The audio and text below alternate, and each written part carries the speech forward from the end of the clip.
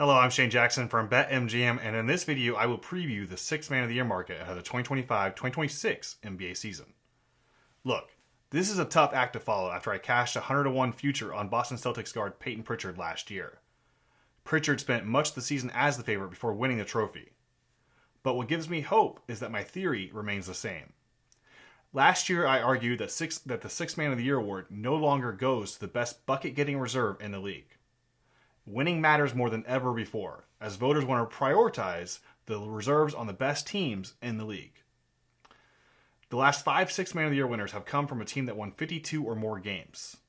And that's why voters did prefer Pritchard over Detroit Pistons guard Malik Beasley last year. Beasley averaged 2 more points per game, but the Celtics won 17 more contests than the Pistons.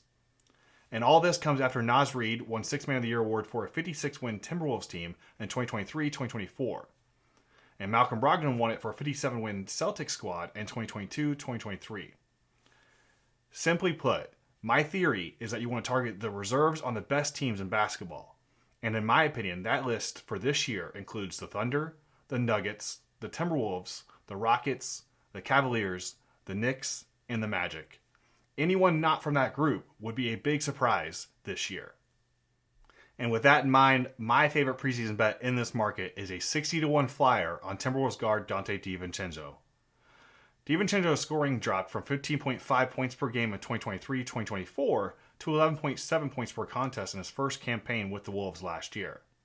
He took about 3 fewer shots per game and 1.5 fewer threes.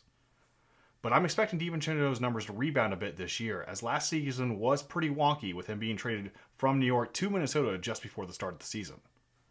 The Wolves also need scoring punch from him to help replace the loss of Nickeil Alexander-Walker in the offseason, and with Mike Conley being another year older and not playing as many back-to-backs.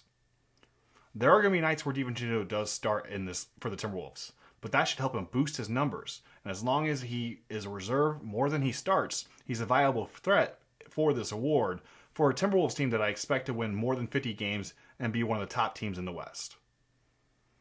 Naz Reid, his teammate, does enter the year as the betting favorite in this market, and he could be in the mix after winning the award 2 seasons ago.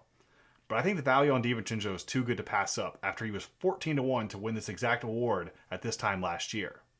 So there you have it. I'm betting Donte DiVincenzo as a 60-1 flyer to follow up my Payton Pritchard call last year. Let's see if we can cash back-to-back long shots in 2 years in a row, shall we?